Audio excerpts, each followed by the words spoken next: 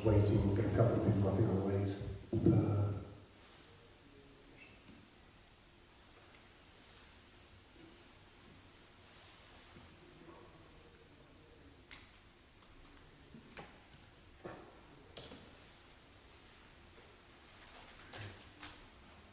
We'll do the introduction with Kirtan, and then we can go to chapter 18.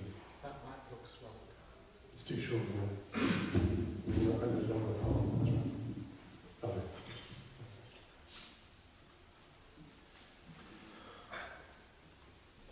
Just to be a British comedy, where the mic would drop and the guy would get with his head further down, and he had it between his legs, which hopefully that won't happen. Okay. Good. Om Gyanativarandasya Gyanandanasamkhya Kakshutam Yena Tasmai Sri Guru Namaha Shri Chaitanya Mahavishtam Shtapitam Yena Bhutale Swayam Prakadamayam Radhi Swapamdikam. I was born in darkest ignorance, my spiritual master opened my eyes at the torch of knowledge.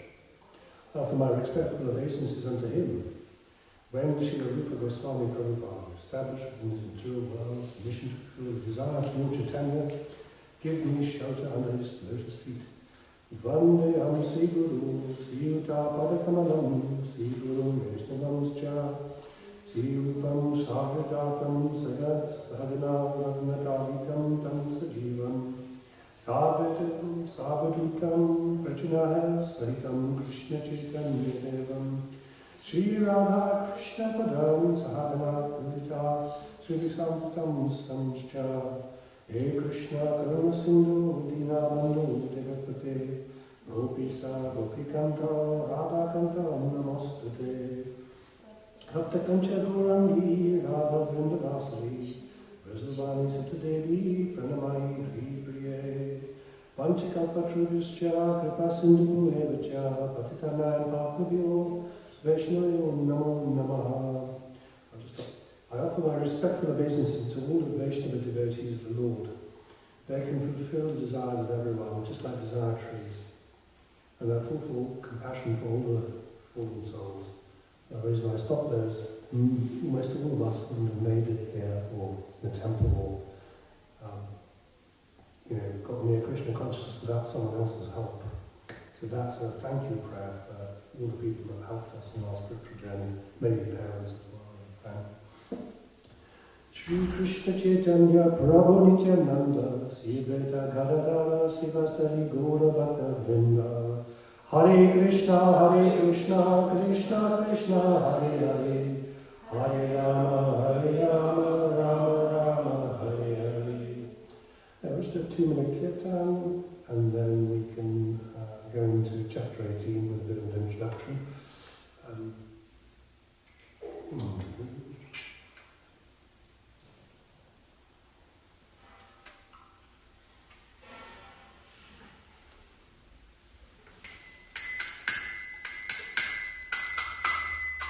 Hare Krishna,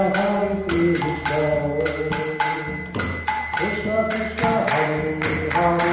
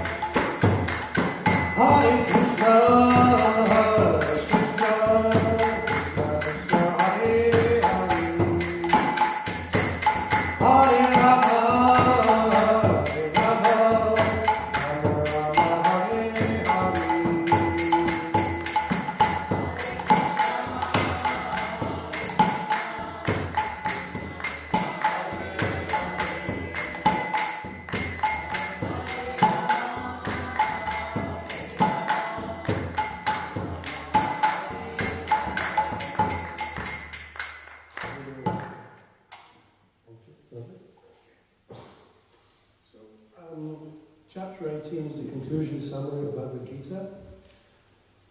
And it's probably the most difficult chapter because of the terminology. There's an excessive amount of terminology being used and distinctions between different things. So we'll go very slowly. We'll do a little bit of important background and then we'll come back to this. Chapter 18. I'll go very slowly. If you already know all this, bear with me because different people have different levels of knowledge. We will look at one specific verse. But we'll get to that verse in a moment. I just want a bit of background.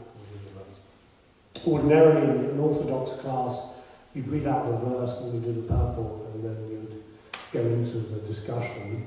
But because of the complexity of this, I think it's better if we just did a bit of background. So just bear with me for a second.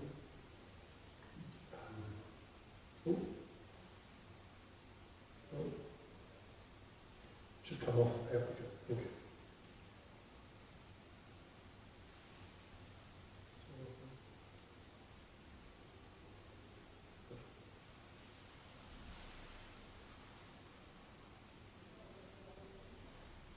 Okay. So, for most of us, the most important verse in the Bhagavad Gita is chapter 7, verse 27. Okay?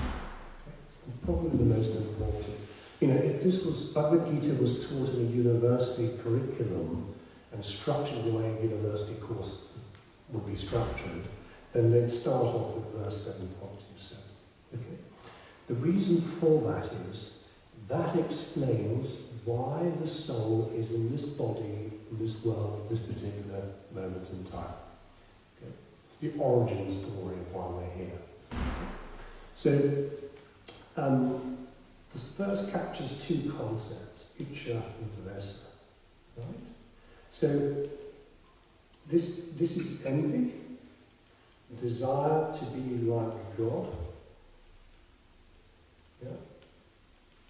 And Icha is this kind of enjoy like God. Yeah? And Icha is this kind of, why is God like God? Yeah? Sorry, Dvesa and Icha. Yeah? Yeah? Desire to be like God, and why is God like God? So basically what had happened is that when we were in the spiritual world as a soul, we looked at Krishna surrounded by hundreds of women, gopis, and we thought, why does he get all the attention? Why can't I have a little bit of that? And that thought, that separative idea of enjoying separate from God, is something that God said, okay, if that's what you want, you have that. Okay? So then you come from the spiritual world to the material world. And God is fulfilling your desires. Okay? So you get put into a body where you can pretend to be God. Okay? You get to pretend to be the controller. Right? Now there's only one fundamental problem with this fall from the spiritual world to the material world. You are only designed to be happy if you are seeking pleasure for God, on God's behalf. Okay? That's the fundamental problem with this. Okay?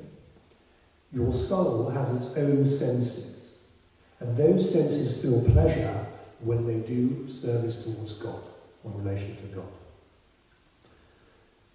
However, because you're in a body, and because God is an amazing model creator, he can make you think that you're enjoying pleasure through something which is not you, which is the senses of this body. Okay? So, in our contaminated state, so the affected soul, and it goes inside the body, okay? It can only enjoy in some sort of diminished way, because it basically is enjoying through the material energy in the material body. Okay? It's not enjoying its purest sense, because it's covered up when we did the last 6 chapters, we discussed in detail this covering is full of something called the modes of nature. Okay? Now, if you want to think about it very simply, this is the way to think about it. Imagine I had a giant saucepan, which was 3 meters, let's say 4 meters wide. I put a rat inside it. I turned the saucepan over, the rat was captured in the saucepan. Right? The rat is moving around the edges of the saucepan because it's trying to work its way out of the saucepan. Very simple, right? However, assuming this is a male rat, and I put a female rat and some food in there, and then keep putting the food in, what happens is the rat stops seeking to get out of there. Right? It discovers pleasure, the female rat and the food. And the female rat, vice versa, put a female rat in there, and it will run around trying to find a way out. And you put food and a male rat in there, and it will stay in there. It will stop looking for a way out. What we're looking for is pleasure. We're always looking for happiness and pleasure. But we have to break down what that is. And understand how in this world it will always be fleeting. And the answer isn't complicated. Okay? Your senses eventually go into your spinal column, and they go into your brain. And your brain has wiring called neurons. You'll learn it at school, right? There's only a certain level of electrical current these neurons can perceive and take in. So your ability to enjoy this world is electromagnetically limited. Okay? The touch, the ear, listen to rock music, looking at things which are nice, views of valleys. Right? If a person lands off a plane against the Niagara Falls, have you ever noticed they can't just stand there for 6 days without moving? It's not physically possible. Even if you started feeding them and wiping their bottom, they still couldn't do it because they can't enjoy that view, even for the first time in their life, for more than the neurological capacity of their brain to enjoy it. It's momentary. However, our soul is a body that has eternal senses that can enjoy constantly. Right? So what we are doing here in the Bhakti Yoga process is reversing this condition from the temporality of momentary sense enjoyment to the permanent enjoyment of the soul. That's our journey. Okay? That's our basic journey. And the Bhakti system is full of lots of shortcuts that accelerate that journey. Okay? Now, when you go into more, I wouldn't say analytical, but you could say analytical detail about material happiness, you understand its limitations. If you look at what most people perceive to be happy, it is changing of a scenario. I work so hard so I can go to the bar on Friday. It's called the relief syndrome. And they think that is happiness. Alternatively, it could be escape. I went to the beach for a few hours. I went to the cinema for a few hours. Right? And then what happens? Well, as I just told you, neurologically, you cannot watch movies for 12 hours a day or 24 hours a day. The brain cannot process it and you fall asleep. Okay? So it's not going to keep you happy constantly. But here's the weird thing, right? Because your soul remembers vaguely that it was permanently happy at some point. It's constantly looking for that permanent happiness. And it wants to do that away from the only person who can give it that happiness. Right? Imagine you had an extremely rich father who's a multi-billionaire, right? And you decided to throw away all your credit cards and live in the middle of the Sahara, right? Licking cactuses in their thorns for water. Pure defiance of your father. And basically you say, well, at least I'm free. He's not giving me money, he's not telling me what to do. I have to play by his rules, I'm away from the mansion. Most people will think you're a psychiatrist. And so also from this point of view, the Bhakti Yoga process is a kind of spiritual psychiatric treatment process. Right? Because it's getting you back to your original state. Over time, especially if you're young, not sort of 70 age or 80, but even then you could perceive it. If you analyse what you thought was happiness in your life, you'd realise as one thing in common, it's always fleeting, it's always temporary. It never stays. And it's this suspicion about material happiness that can begin a spiritual journey. When you start thinking, that film The Matrix, Keanu Reeves meets Morpheus, he always thinks, you've always felt there's something wrong with the world, you can't quite say what it is. And what's happened to us is by God's grace only, over millions of births, we started to get fed up with being here and enjoying this temporary happiness as something permanent. In chapter 7 of the Bhagavad Gita, Krishna describes 4 types of people that come to him. Those who are distressed, those who want wealth, those who want, who are curious about God, and those who just want the ticket out of their knowledge of God. It's all those are magnanimous souls. Many, many births they've been seeking wealth in different ways, having businesses, not having businesses. They finally realise they need some external hire to help them get rich, so they come to God. That's one of the 4 people. Distress is the most common, particularly in this age. People who just say, I don't even want to come here and get them. I try this, I try that business, try this, try this relationship, try that relationship. Of course, there's a permanent relationship with the most amazing person they've ignored for trillions of births. And they start to think, this is interesting. So the bhakti process, because we have been given this body, and this body is senses engaging with the objects of the senses. And that's the way we perceive the illusion of happiness. And that's very limiting. We need to train ourselves to find happiness from a different place.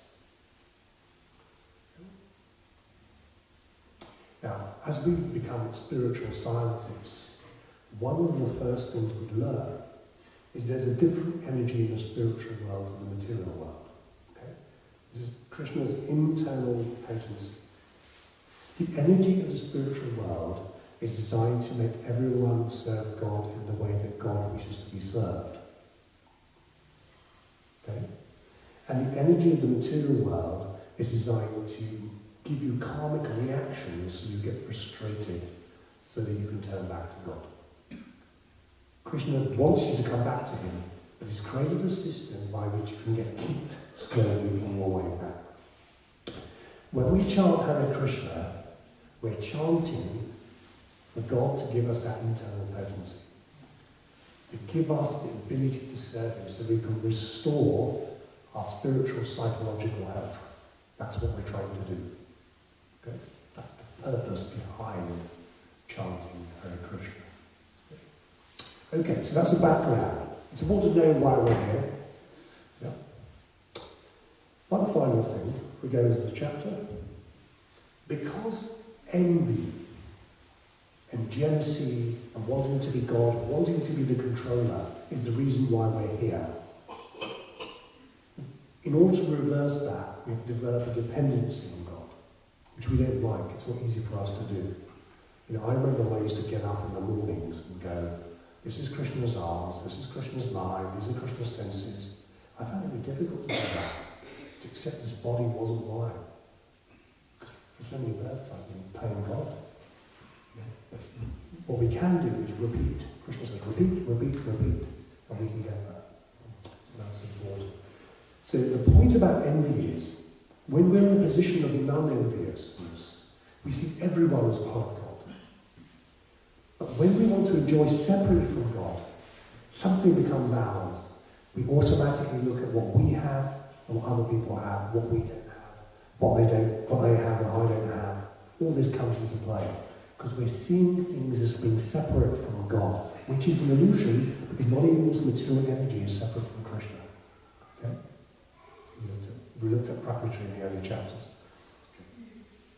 All right, chapter 18. I hope that kind of helps sort of recap.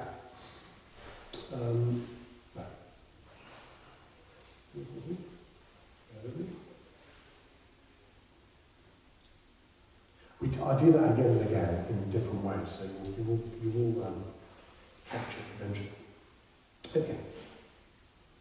So the first thing that we discussed, we'll look at three things in this chapter, because it's a complicated chapter. Okay, we're going to look at this first verse. Okay? So Arjuna is speaking, Arjuna is speaking. Arjuna Vacha Sanyasa Mahabhavo Tattvam Chani Veditu Jagasya Hari Krishna Atakse Nisudana. Okay, Arjuna said, a mighty armed one, I wish to understand the purpose of renunciation and the renounced order of life. Okay?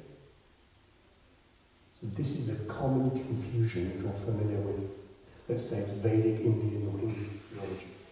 Okay? I won't do the purport because it's complicated. So the first question is, there's two concepts that Arjuna is confused about and wants clarification for everyone's benefit. Okay? These two concepts are Tyaga, state of renouncement, and the renounced order. Okay? So let's have a look at these. Okay? This is important. You'll see why in a moment. Okay? So, Tyaga and Sannyasa. The renounced order and renounced. 18.1, which is better, Arjuna was asking. So, renounced order, okay. In previous yugas, there was a structured society, right? Basically, you had four orders: Brahmanas, Kshatriyas, Vaishyas, and Sudras. These are workers, business people, broadly speaking, warriors, administrators, kings, and spiritual advisors. That's how Krishna wants a society to be. In fact, many parts of the world, society is still structured in a similar way. That's how he's designed human beings to be. And you only became a member of the order depending on your nature, because of your birth. Okay? That would put you in the correct order. And the idea was that all of society would assist each other becoming more spiritual. That's the sole purpose of having coexistence in society and so. Okay? So, within these orders, these are called varnas, they're ashrams.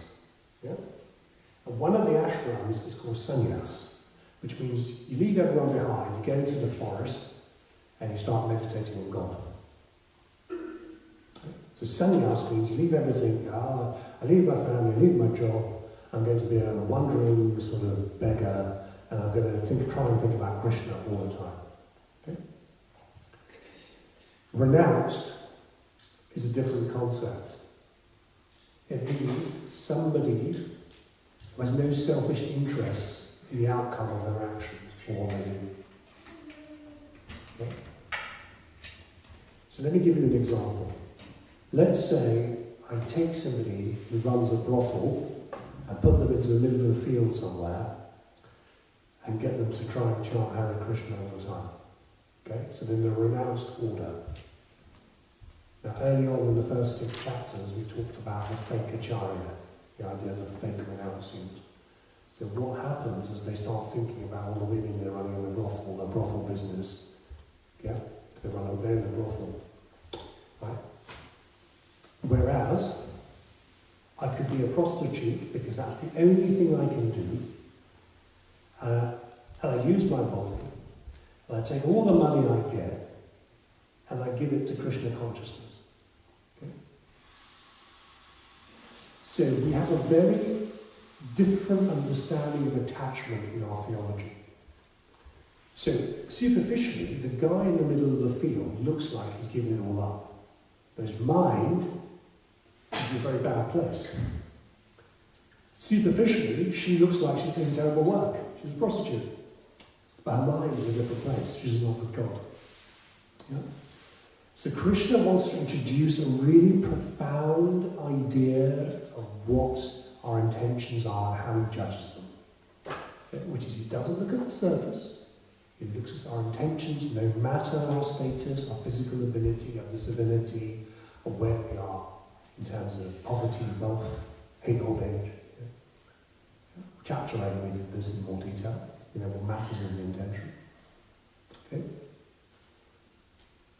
So while the world may shun somebody, God has a different understanding. He's looking at a different value system. You might think that being a professor, at Oxford, and having a house in the country and working for a bank part-time as a consultant is fantastic from a society point of view. But Krishna just looks at how much devotional service to God you have. He doesn't care about the karma that you built up over millions of lives to get that position and that nature. Okay?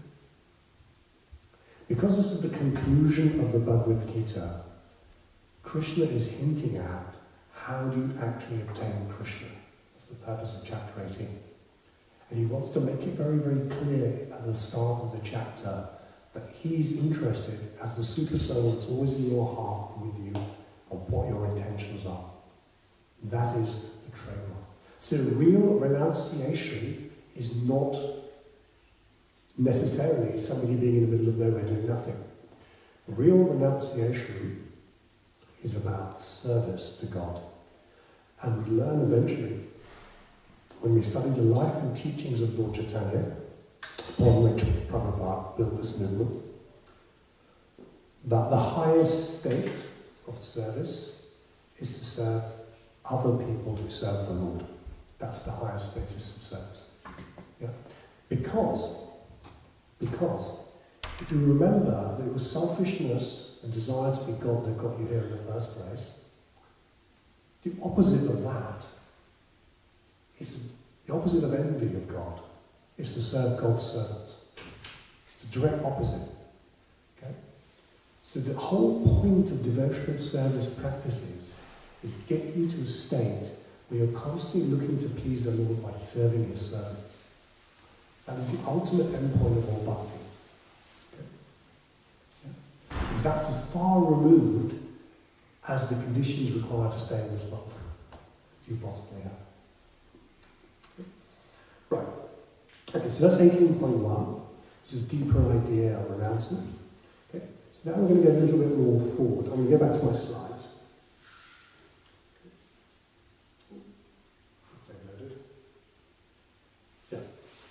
So chapter 13, which is the next topic in chapter 18, we talked about there's two types of knowers. This soul knows this body a little bit, because it's in this body. So when you were 4 years old, 6 years old, you didn't really know yourself that well. You kind of instinctively cried, something instinctively made you unhappy. You liked chocolate, but you didn't like chocolate, but you didn't understand why. Right? Now you've got a very deep idea of what you would like for dinner. It's got to have a bit of this, it's got to have a bit of that, maybe a portion of rice, You couldn't quite weigh it out as a child that way. Okay? So you've learned this field. It's just one field that you've got in this life. You've had other fields in previous lives, fields of activities, and you will have other fields in your future lives, assuming you're still in the material life. But Krishna is the super soul in every single field, every single body, the four arms of the soul. And he's just assessing how someone's behaving, how the soul's desires are. What's he assessing them in relation to? Back to 7.27. He's assessing them in relation to how selfish they are. What is their level of enviness towards God? Because when that diminishes, then they can start to get out of here. That's why in chapter 3 and chapter 4 of the Bhagavad Gita, Krishna makes it clear, you must do acts of charity, you must do acts of austerity, because they make you less selfish, more selfless, so that you can start approaching a religious path, whatever that path is. Buddhism, Islam, Judaism, whatever. Okay? To approach any path of God, you have to eliminate yourself a little bit, at least, out of the equation. Yeah? Some people totally think that God, I'll figure out a way of living forever, I'll become a billionaire. Right? They're very far removed from that idea of not being God. Okay? But your yardstick is always, what are your intentions to enjoy separately from God? That's what God is looking at in every field. Right? But Krishna can do extraordinary things. So I gave the example of 2 people doing a wrestling match, arm wrestling match. The ultimate winner is decided by a super soul, looking at all the karma, all the training, previous karma, the previous birth gives ability, what was the training in this life, the karma, and he gets a sign off. Yeah. Because this is his energy, nothing happens here without his sanction. Yeah. In chapter 10, we learn that when we fully understand that nothing happens without God's sanction, then we'll surrender. Because we'll get rid of the illusion of control. Chapter 10, verse 8, we learn that through the journey. Yeah. We've got to get rid of this idea of control. But we've been doing it for so long. Yeah. If you really think about it and go, let me write down a list of why I do anything, and you go, because I want to be happy, because I want to have pleasure, to be happy. And then you kind of go, that's not real happiness, that's not real pleasure, that's real happiness. You go into your spiritual journey, eventually you'll get to that reality, you'll stop. I gave the example of the soul is in the body, moving the body like a puppet, right? Once it's self-realized, once it knows it's a part of God, this body becomes a tool for the soul to serve God. The soul goes, what have I got this time around? I'm a painter. On Instagram, one of the great painters in our movement has been talking about her life. I think she's 80 now, and she's doing some big portal videos. She did the first edition of that picture of Mexico over there, which is a very popular picture. And she came into this world with this ability to paint in a really amazing way. So her soul, once it was dovetailed to Krishna, she was able to use this body and its senses to serve God in that way. Yeah? And we're all different, and we've all served God in different ways, because God enjoys in infinite ways and in infinitely different parts of God.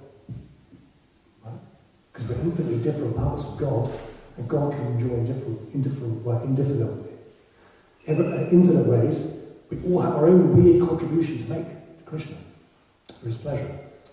So we have to, work out what that is. Know thyself.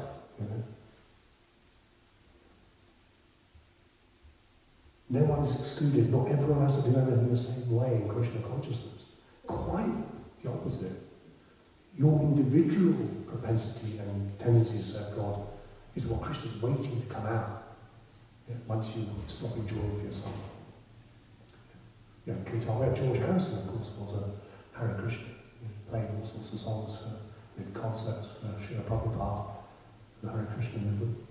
He didn't go, well, I know I'm a guitarist, but I'm going to be a monk on the street.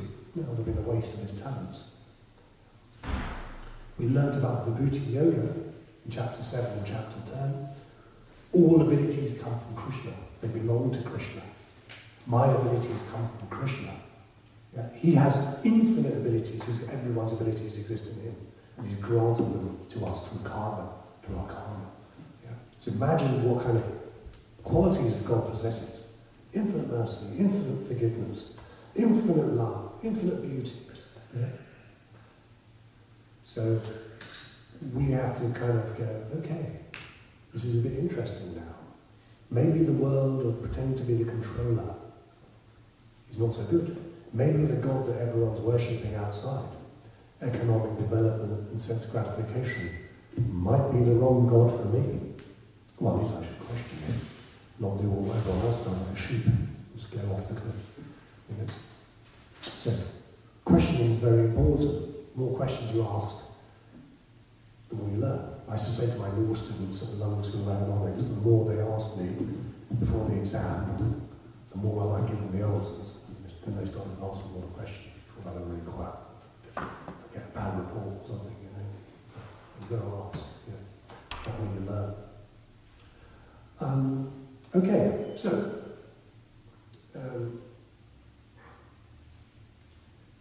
we're going to jump ahead, okay?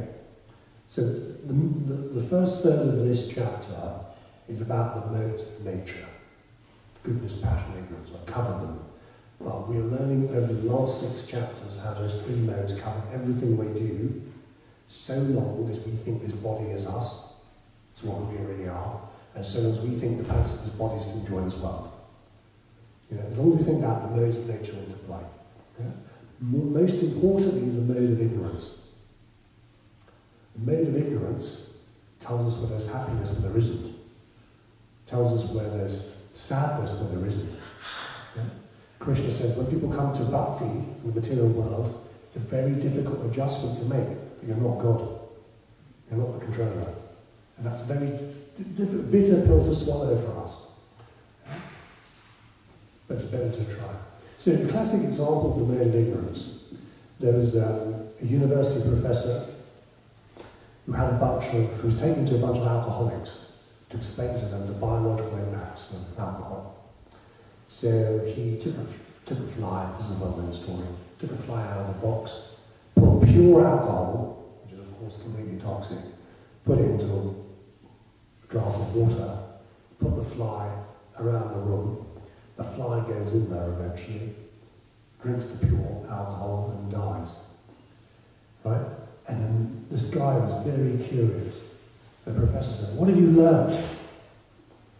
"I've learned that if I drink pure alcohol, all the bugs in my stomach will be killed."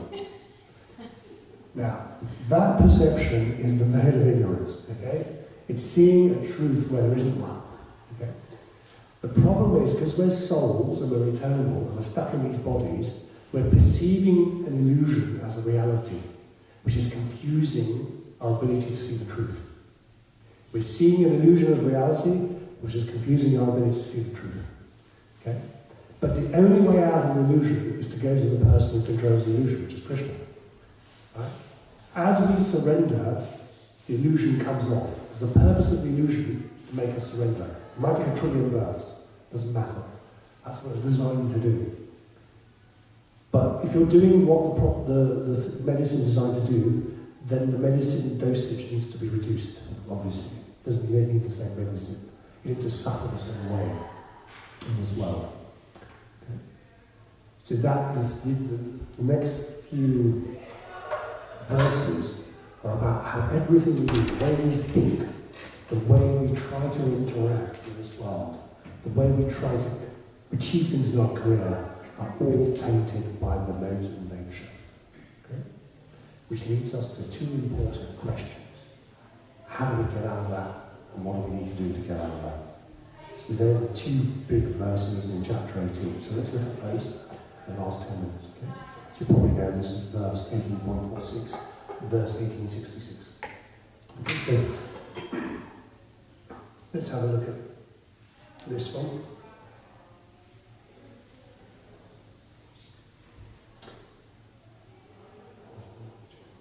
Okay, so I'll just read out the Sanskrit little translation. 1846. Yata pravite bhutanam yena sarvamidam tatam akarmana tam bhavyachara siddhim vindati manava. Okay. By worship of the Lord, who is the source of all beings and all-pervading, a man or woman can attain perfection through performing his own work. Okay? So Arjuna at the start didn't want to fight him, it was also personal consideration. Yeah? So we have this concept in Bhakti Yoga, very important concept. Okay? This is really, really important to progress. Okay? Collateral consideration. Okay?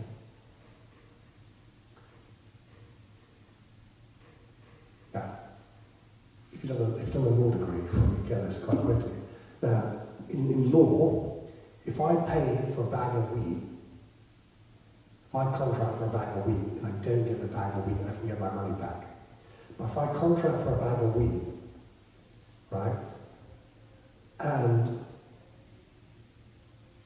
I get a bag of wheat, I can't sue. And if I sue for a bag, if I contract for a bag of wheat and I get a bag of fruit, I can't sue. Right? Because there's one purpose of my contract. I want wheat. I don't want anything else. Okay? Collateral consideration is something that exists side by side of what you should be focused on. Okay? So let's say I've got a soccer pitch, the ball lands on my feet, and I've got an open goal in front of me. For some reason I go, oh, there's a really attractive girl over there, and I miss my opportunity. Okay? That's a collateral consideration to what I should be doing, which is shooting the ball into the back of the net. Okay? So our lives are filled with collateral considerations for the main purpose of our life. We have the ability to constantly be distracted from the main purpose of our life, which is to rediscover our relationship with God. Okay? But Krishna says, all the way through the Bhagavad Gita, if you keep your eye on me, even though you might have to swim through some swamp of mud to get to me, if you don't go, okay, I'll be a bit lazy, I'll enjoy the mud, it's a bit disgusting, ooh, there's a nice chap over there in the mud, I'll go talk to that person. But if you remember that you've got to wade out of this mud and keep going and keep thinking of me, everything's going to be okay. Okay? I will eventually make the mud go away. When I believe you've built up the strength in your arm, or spiritual strength. Because I don't want you to come to the spiritual world where everything can be done. Like you can go to a tree and get anything you want and start taking things for yourself. I want you to be fit and spiritually healthy when you return back to the spiritual world, so you never want to come back here. So I don't want you to have any collateral purpose in your life that isn't me. Right? So our life becomes, if you look at my life, as I was 21, I went to a very good law school. My first job, I worked with the current British Prime Minister as a research assistant, right? And all I was interested in is where the local bars in London, where's nice women, you know, maybe I go to the temple now and again, but it wasn't really of interest to me. I read the Bhagavad Gita, but I thought it was a way I could get rich, so I kept reading it only for that reason, you know. So I had all these collateral things going on in my head. You know? How can I buy the next sports car and so on. As my life progressed, right, by some miracle of Krishna after another, mainly to do with devotees, my purpose became all these things that were collateral to Krishna started falling away. Okay? So the way to judge your progress in devotional service is how is your practice getting rid of those collateral things, and how good are you at practicing and getting rid of those things coming away. A world-class striker is not going to be put off by anybody in the 60,000 people in the stadium when it has to shoot the ball in the back of the net. Right? But if I put a 7-year-old on the pitch and put 60,000 people in the stadium, they're going to get distracted and get scared and get nervous and so on. Right? Because they're not ready for it. They don't have the mental training. They're too young, they're too small. Okay? But as they go through their life and go through their training, they'll learn, as they get used to that arena, and train themselves to work within having a large audience, they will be able to focus on the goal. It's like an actor, by the time they're 30, in London or New York or in Sydney, they can focus on their minds. They don't get nervous by the audience. They might have done when they were 12, when they were in acting school. Their parents came to kind of make them less nervous. So we have to train ourselves through practice to focus on Krishna through everything we're doing. Okay? So 17 years ago, the only purpose of me doing a law case was to buy a fast car, which I did. That was the reason I went to work. I'd get to work, I'd get a Porsche. Yeah? But over time, the only reason for doing anything eventually becomes Krishna, through practice. You have to wean yourself off the drug of the collateral purpose of the illusion of material enjoyment through practice. Krishna himself says, by practice you will show me sincerity. And because you will show me sincerity through practice, I will start removing those obstacles. And you'll be able to find your way to me. So God's already giving you the answer. Abhyasa Vairagya, chapter 6. It's there, you know. So, you know, when I started doing, another example from my own midlife, started doing professional military martial arts, you know, if I didn't turn up to the training, I trained with a guy who trained the SAS, Special Air Service, you know, Special Forces. If I didn't turn up to the training, I'd pull a muscle. If I didn't go off and do the training, didn't stretch, didn't kick, didn't bounce, everything would go wrong. If you don't put in your spiritual practice, you don't get what comes out. In fact, your spiritual life is only a reflection of your spiritual practice. Yeah? Now, we are materially inclined. So we're not going to be saints on day one. Krishna does not expect that of us. What he expects of us is finding a comfort zone, like we're training for a marathon, and we do half a kilometre just a bit quicker than we did a few weeks ago. It's part of it. We just push a little bit and we train. We push a little bit and we train. And that way we build up capacity. Like the runner builds up VO2 capacity or, you know, ability to recover from more intense training faster. It's all about practice. Okay, it's 1846 we've done. And we'll do this again next week. It's a very intense thing. So Krishna is saying here, when you get up in the morning, you go, yippee, another day for Krishna. I'm going to go to work for Krishna. You look at it, you get to the traffic lights, you look left, you look right, everyone's miserable, it's Monday morning. And you go to work for Krishna. That sense of gratification is not the same thing, you know, being selfish. Anyway, that's how life becomes. Because you've made yourself irrelevant. You've made Krishna the centre of your life. Some parents can do the most extraordinary jobs for their kids. They can work in mine shafts, you know, in Birmingham in the 19th century, in the middle of England during the British Empire. You know, parents could work with acid, with no protective gear, just to feed their kids. So we have the capacity to serve the Lord in extraordinary ways. But we have to develop a feeling. Yeah? And that feeling comes through practice. Right, final book. Secret of the Bhagavad Gita. Right? So, I know there's all these rules about not talking about this verse. Talk about it. Okay. So,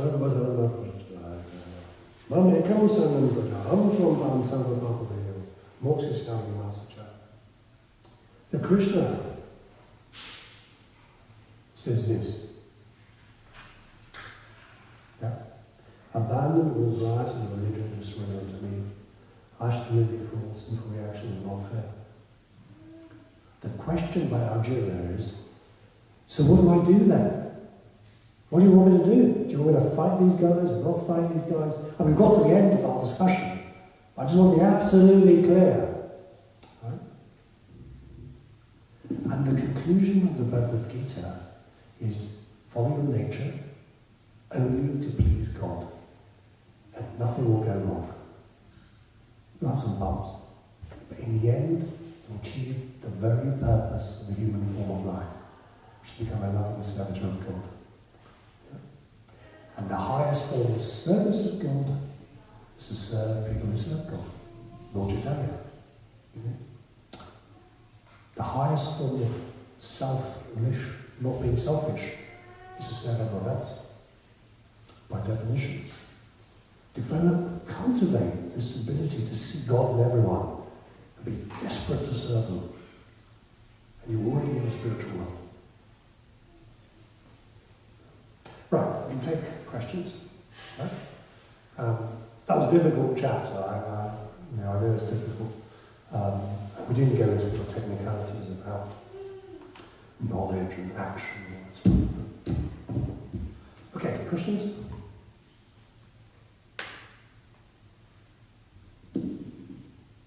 Got one question.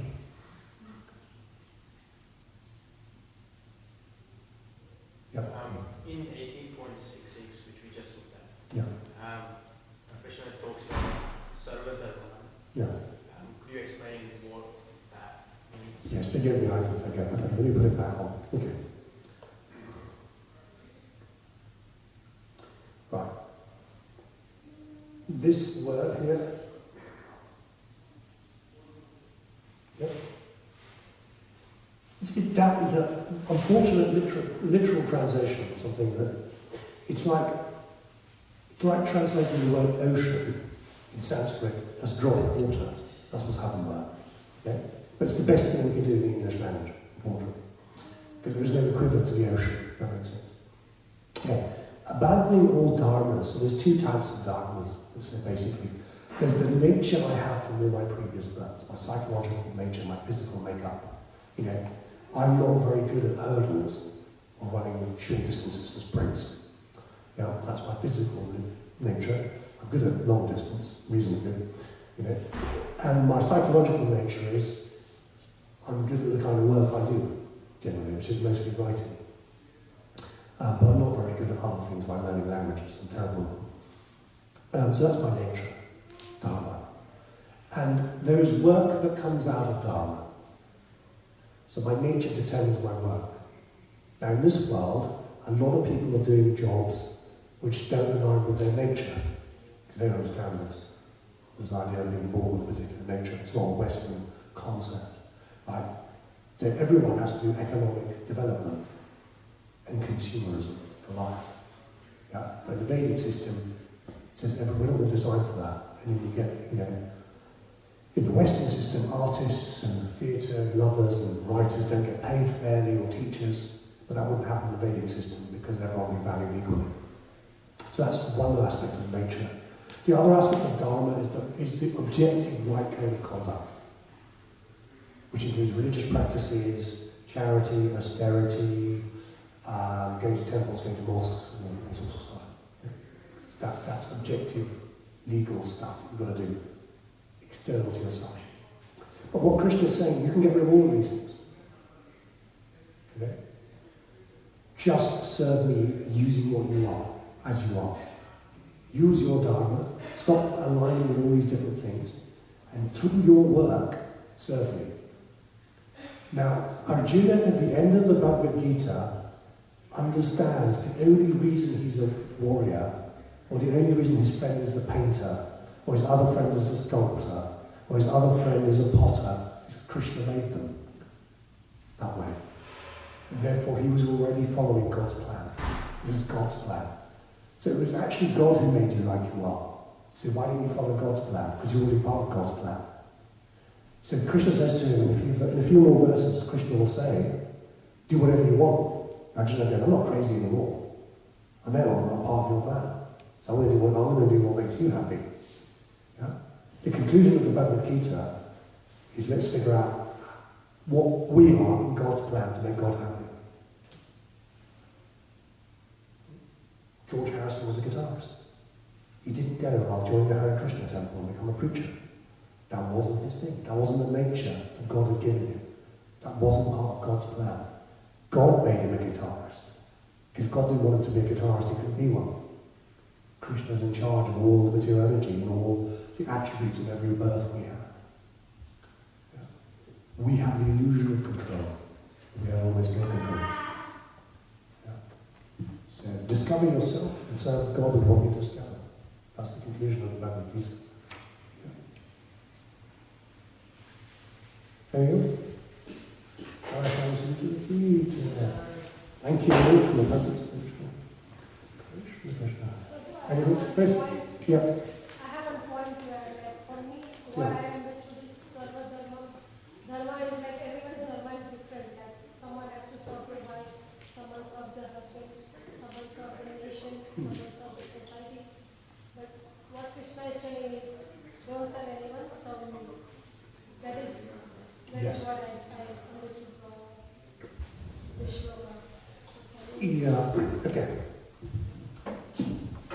Okay, so that's a slightly different level. So in what you have been given in this time and place, what you have, you use that to serve me.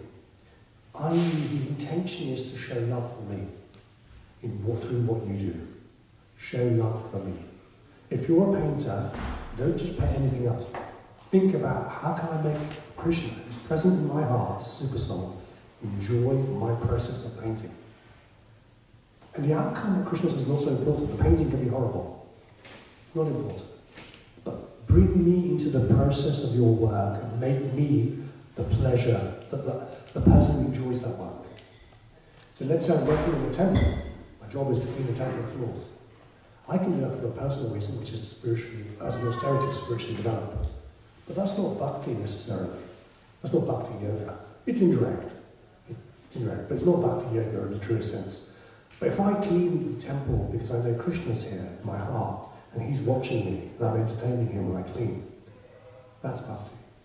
So what Arjuna is doing is not just fighting for any of the reasons at the start of the Bhagavad Gita, killing the bad guys, punishing the villains, keeping society in order, or because we need spiritual government, all the other reasons we give. No, he's only going to fight because Krishna has fun. So if Krishna said, day 3 of the war, stop fighting, build a wall, knock it down, build a wall, knock it down, and Arjuna goes, is that what you're going to enjoy? Yeah, I love that. We'll stop the whole thing, stop fighting, and just stop doing that. Because he's a devotee. Right? So abandon all dharma is abandon all these mental concoctions of what you think is your enjoyment, and what you think might be my enjoyment, and just what you're designed to do it for my pleasure, forgetting the outcome. The process itself. If you're a banker, just think of me through that process. Make me the end goal of that process. And by doing that, you will stop enjoying the senses in this world. Okay? There's nothing selfish about putting God first. In fact, you're designed to put God first. That's where you've gone wrong. You've been putting God second, third, or maybe 25th. And that might be, your family might be 4 and 5, and number 2 would be me. And what's me? My mind, my tongue, my belly, my genitals, my fingers, my ears. I listen to rock music. You know, who knows what people get up to? Sense gratification. Right? Forget all those things. Just, I will give you pleasure that you cannot believe exists because it's nothing to do with this body. Get rid of all those conceptions. It is hallucinations of mind. You're living in a hallucination. What you think is happiness is the worst possible thing because it gives you karmic reactions. When we do the first 6 chapters again in a few weeks, we'll go through that. But it's a lot. You know, we are learning. Imagine we've only ever learned to see with our right eye, and suddenly we're now learning to open the left eye for the first time. This is why bhakti is a difficult process. And your eye must be gradually be adjusted to the new light you see. It's never been used before.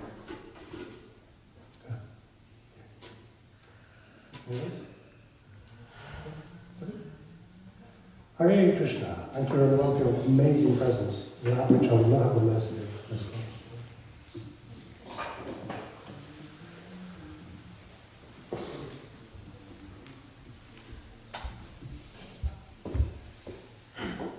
I heard it's good for Sharon today. Thank you. I was told by the kitchen. Oh, really? That's a bit good. No, There's some paneer. oh, there's food outside if you want food outside.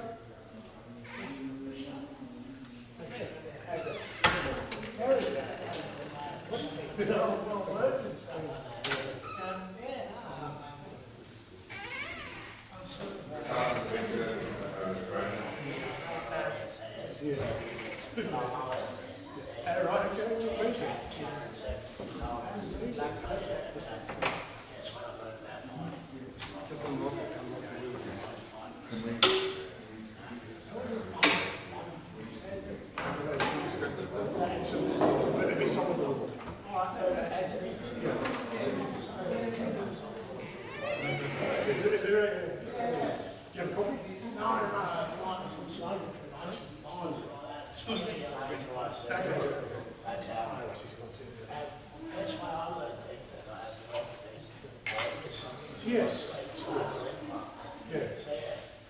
You've got to actually Spotify. Tuesday.